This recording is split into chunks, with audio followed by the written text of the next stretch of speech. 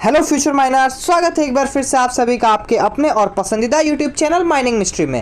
आज के इस वीडियो में हम अपने कोल माइन रेगुलेशन 2017 बुक से 15 इंपॉर्टेंट एमसीक्यू को कवर करने वाले हैं, जो ना ही आपके आने वाले एग्जाम में आपका हेल्प करेगा बल्कि आपके रिवीजन में भी चार चांद लगाएगा। तो यदि आप हमारे चैनल पे फर्स्ट टाइम विजिट कर रहे हैं तो काइंडली हमारे चैनल को सब्सक्राइब करें ऐसे ही चटाकेदार एमसीक्यू को कवर करने के लिए और अपना माइनिंग सरदार और ओवरमैन की तैयारी को और मजबूत करने के लिए। आप हमारे टेलीग्राम चैनल से भी जुड़ सकते हैं। टेलीग्राम का लिंक आपको डिस्क्रिप्शन बॉक्स में मिल जाएगा, स्क्रीन पे पॉपअप होता हुआ भी मिल जाएगा। चलिए आगे बढ़ते हैं और आज का अपना पहला क्वेश्चन डील करते हैं। पहला क्वेश्चन आज का हमारा है, Indian electricity act passes on year. Indian electricity act किस ईयर में पास किया गया था? Option number A 2010, option number B 1884, option number C 1989, option number D 1910। तो क्वेश्चन नंबर 1 का राइट आंसर हो जाएगा ऑप्शन नंबर डी। 1910 में इंडियन इलेक्ट्रिसिटी एक्ट पास हुआ था। 2010 यदि कोई सोच रहे होंगे तो 2010 में सेंट्रल इलेक्ट्रिसिटी अथॉरिटी रेगुलेशन पास हुआ था। उसके बाद 1884 में एक्सप्लोसिव एक्ट और 1989 में रेलवे एक्ट पास हुआ था। तो इससे आपका 4 क्वेश्चन इजीली हो गया सॉल्व। चलिए बढ़ते हैं क्वेश्चन नंबर 2 की तरफ। क्वेश्चन नंबर 2 है, अकॉर्डिंग टू सीएमआर 2017। क्वेश्चन ध्यान से सुनिएगा। सीएमआर 2017 के अनुसार नोटिस ऑफ ओपनिंग हम लोग किसको किसको भेजते हैं? ऑप्शन नंबर ए सीआईएम को, ऑप्शन नंबर बी आरआईएम को, ऑप्शन नंबर सी सीआईएम और आरआईएम दोनों को, option number D CIM RIM या फिर आईबीएम इन तीनों को। तो क्वेश्चन नंबर 2 का राइट आंसर हो जाएगा option number C, CIM and RIM. IBM को और डीएम को हम लोग नोटिस ऑफ ओपनिंग जो भेजते हैं वो माइंस एक्ट 1952 का सेक्शन नंबर 16 के अकॉर्डिंग भेजते हैं, इसलिए मैंने क्वेश्चन में मेंशन कर दिया है अकॉर्डिंग टू सीएमआर 2017। आशा करता हूं कि ये कॉन्सेप्ट आप लोग को क्लियर हो गया होगा। इन केस कोई भी डाउट आता है पूरे सेशन में तो आप कमेंट सेक्शन में इन्फॉर्म कर सकते हैं। बढ़ते हैं क्वेश्चन नंबर 3 की तरफ। Form number 4B is send with in dash days of occurrence. 4B से आपको पता होगा एक्सीडेंट का ऑकरेंस के बारे में हम लोग नोटिस भेजते हैं, जिसमें हम लोग पढ़ते हैं 4A, 4B और 4C। 4A हम लोग 24 घंटा में भेजते हैं, 4C 15 दिन के अंदर भेजते हैं। 4B कब भेजते हैं? ऑप्शन नंबर ए 7 दिन, ऑप्शन नंबर बी 15 दिन, ऑप्शन नंबर सी 21 दिन, ऑप्शन नंबर डी 30 दिन। तो क्वेश्चन नंबर 3 का राइट आंसर हो जाएगा ऑप्शन नंबर ए 7 दिन। 7 दिन के अंदर पार्टिकुलर ऑफ इंजर्ड या फिर डिजीज्ड पर्सन जो है 7 दिन के अंदर भेजा जाता है। अब आप लोग मुझे कमेंट सेक्शन में ये बताइए कि 15 दिन के अंदर जो हम लोग फॉर्म 4C भेजते हैं उसका टाइटल क्या है, क्यों भेजा जाता है फॉर्म 4C? बढ़ते हैं क्वेश्चन नंबर 4 की तरफ।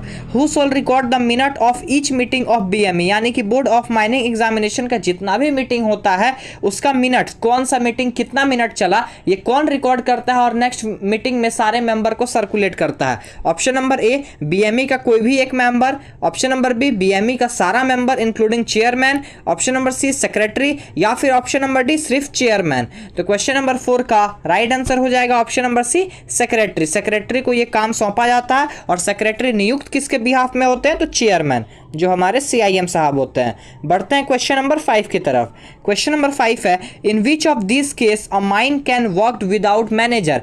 किस केस में एक माइन जो है बिना मैनेजर का वर्क कराया जा सकता है, माइंस को ऑपरेट कराया जा सकता है? ऑप्शन नंबर ए यदि परमिटेड बाय सीआईएम हो, सीआईएम परमिट किए हैं तो हो सकता है। ऑप्शन नंबर बी यदि 30 दिन से ज्यादा मैनेजर एब्सेंट हो तो कर सकते हैं। ऑप्शन नंबर सी अगर मैनेजर का एक्सीडेंट हो गया और किसी अनफोर्सिन सर्कमस्टांसेस से जिन पे उनका हाथ नहीं है या फिर उनका कोई कंट्रोल नहीं है उसके कारण अगर एब्सेंट है तो बिना मैनेजर के माइंस चलाया जा सकता है, या फिर ऑप्शन नंबर डी नन। तो क्वेश्चन नंबर 5 का राइट आंसर हो जाएगा ऑप्शन नंबर डी नन। एक माइन बिना किसी मैनेजर के कभी भी नहीं चल सकता। हाँ, ये हो सकता है कि जो मैनेजर है वो एब्सेंट है तो उनके जगह पे ओनर, एजेंट और मैनेजर एक दूसरे क्वालिफाइड मैनेजर को रखें, लेकिन एक माइन बिना मैनेजर के नहीं चल सकता है। बढ़ते हैं क्वेश्चन नंबर 6 की तरफ। Right answer of question number 5 is option D. Question number 6 से हमारा, dash shawl provide suitable residential for manager and assistant manager with in 5 kilometre from opening of mines. Opening of mines से किसी भी direction में 5 kilometre के distance पे manager और assistant manager को एक घर देना है, ये किसका रिस्पॉन्सिबिलिटी है? ऑप्शन नंबर ए ओनर का, ऑप्शन नंबर बी एजेंट का, ऑप्शन नंबर सी ओनर और एजेंट का, ऑप्शन नंबर डी नन। तो क्वेश्चन नंबर 6 का राइट आंसर हो जाएगा ऑप्शन नंबर सी ओनर और एजेंट। ये काम ओनर और एजेंट देखते हैं। बढ़ते हैं क्वेश्चन नंबर 7 की तरफ। क्वेश्चन नंबर 7 ये है कि यदि एक माइंस में एक से अधिक सर्वेयर हैं, जो कि बिल्कुल हो सकते हैं, चांसेस है, एक से अधिक सर्वेयर हैं, तो उनका काम जो है किस सेक्शन, किस पार्ट में किस सर्वेयर का काम है, ये कौन बांटेगा, कौन असाइन करेगा राइटिंग में। Option number A owner, option number B manager, option number C agent, या फिर option number D owner, agent और मैनेजर। तो क्वेश्चन नंबर 7 का राइट आंसर हो जाएगा option number D owner, agent और मैनेजर। बढ़ते हैं क्वेश्चन नंबर 8 की तरफ। क्वेश्चन नंबर 8 है minimum which certificate is required to appoint as an official. ये एक अच्छा क्वेश्चन है, ध्यान से समझिएगा। मिनिमम सर्टिफिकेट पूछा जा रहा है, सबसे छोटा सर्टिफिकेट, सबसे लो सर्टिफिकेट आपके पास कौन सा होना चाहिए जिससे आप ऑफिशियल के पोस्ट पे नियुक्त हो सकते हैं। Option number A sirdar certificate, option number B overman certificate, option number C manager certificate, option number D none. तो क्वेश्चन नंबर 8 का राइट आंसर हो जाएगा option number B overman certificate. हो तो आप मैनेजर सर्टिफिकेट से भी ऑफिशियल के पॉइंट पे नियुक्त हो सकते हैं, लेकिन यहां पे पूछा गया मिनिमम, सबसे कम, तो यहां पे ओवरमैन और मैनेजर सर्टिफिकेट में तो कम ओवरमैन सर्टिफिकेट ही है ना। तो क्वेश्चन नंबर 8 का राइट आंसर हो जाएगा ऑप्शन नंबर बी। बढ़ते हैं क्वेश्चन नंबर 9 की तरफ। Who shall ensure regular health surveillance of worker expose to occupational health hazard related to mining operation. Mining operation के रिलेशन में वर्कर जो है यदि ऑक्यूपेशनल हेल्थ हैजार्ड से एक्सपोज होते हैं, वहां का एरिया से, सराउंडिंग से, तो उनका रेगुलर हेल्थ सर्विलेंस कराने का काम कौन इंश्योर करेगा। Option number A owner, option number B agent या मैनेजर, ऑप्शन नंबर सी सिर्फ मैनेजर, या फिर option number D owner, agent और मैनेजर। तो क्वेश्चन नंबर 9 का राइट आंसर हो जाएगा ऑप्शन नंबर ए ओनर। इसका रेफरेंस आप regulation number 37 duties of owner से ले सकते हैं। बढ़ते हैं क्वेश्चन नंबर 10 की तरफ।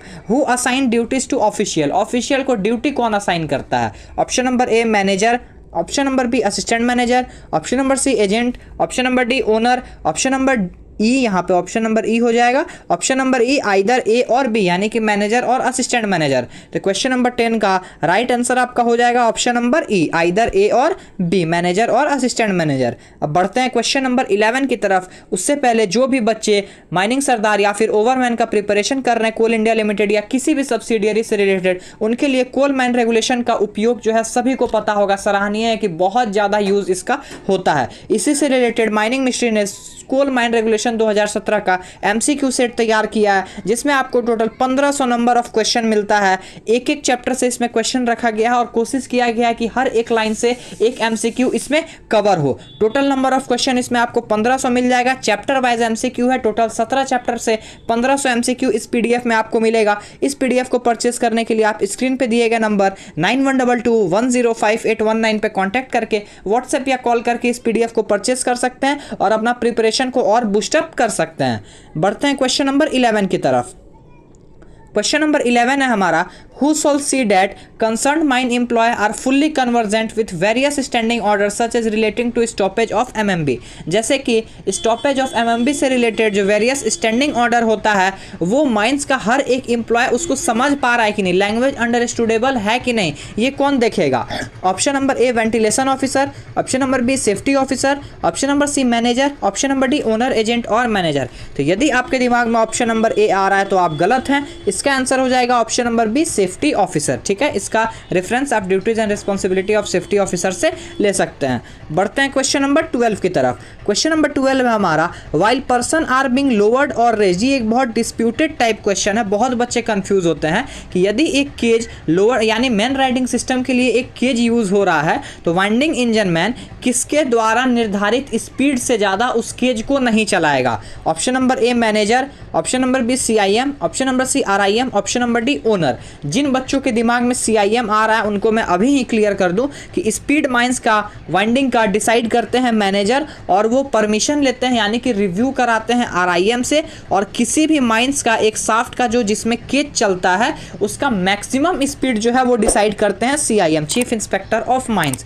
क्वेश्चन नंबर 12 का राइट आंसर होगा option number A manager. Winding engine man manager जितना निर्धारित कर दिए हैं उससे ज़्यादा स्पीड से केज को ऊपर या नीचे नहीं करेगा मैन राइडिंग के केस में। बढ़ते हैं क्वेश्चन नंबर 13 की तरफ। अगर आपको क्वेश्चन नंबर 12 से रिलेटेड अभी भी कोई डाउट है तो आप बेशक हमारे कमेंट सेक्शन में इन्फॉर्म कर सकते हैं, मैं उसका रिप्लाई जरूर दूंगा।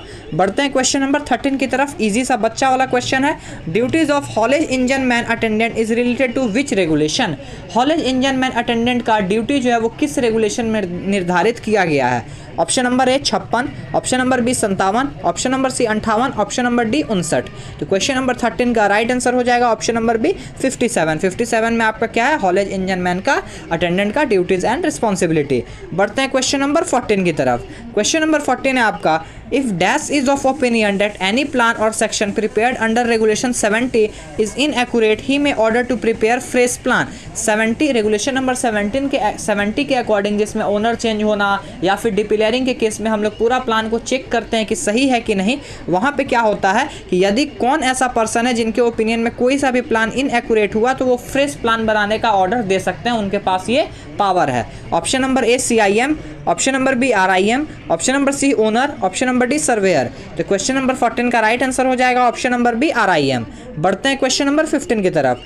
क्वेश्चन नंबर 15 है, person in immediate charge of any examination repair of shaft shall warn the dash about the examination. यदि साफ्ट में कोई एग्जामिनेशन या फिर रिपेयर का काम होने वाला है तो जो उसके चार्ज में है, जो रिपेयर करने का चार्ज में है, वो किसको इत्तला करेंगे, मतलब किसको वार्निंग दे देंगे कि अभी साफ्ट में एग्जामिनेशन का काम होने जा रहा है, तो आप लोग सतर्क रहिए। Option number A banksman, option number B banksman on setter, option number C banksman winding engine man, या फिर ऑप्शन नंबर डी नन। तो क्वेश्चन नंबर 15 का राइट आंसर हो जाएगा ऑप्शन नंबर सी बैंक्समैन और वाइंडिंग इंजन मैन को वो warning दे देते हैं, बता देते हैं कि अभी साफ्ट में रिपेयरिंग का काम जो है वो चलने जा रहा है, रिपेयरिंग का काम हो गया या फिर किसी भी तरह का एग्जामिनेशन हो गया वो चलने जा रहा है। आशा करता हूं कि ये सेशन आपको अच्छा लगा होगा और आपका रिवीजन बहुत ही अच्छे तरीके से हो रहा होगा। मिलते हैं नेक्स्ट वीडियो में। आप माइनिंग मशीन चैनल पे ऐसे ही बनते रहें और सपोर्ट करते रहें और अपने दोस्तों के साथ भी इस चैनल को शेयर करें। चलिए मिलते हैं नेक्स्ट वीडियो में। टिल देन जय हिंद, जय भारत। वीडियो में बने रहने के लिए आप सभी का बहुत बहुत धन्यवाद। ऐसे ही माइनिंग मिस्ट्री चैनल पे अपना सपोर्ट बनाए रखें और माइनिंग इंडस्ट्री के लेटेस्ट न्यूज़ और डेवलपमेंट से अप टू डेटेड रहने के लिए आप हमारे चैनल को सब्सक्राइब करें और बेल आइकन को ज़रूर प्रेस करें ताकि आपसे कभी भी कोई भी अपडेट मिस ना हो पाए।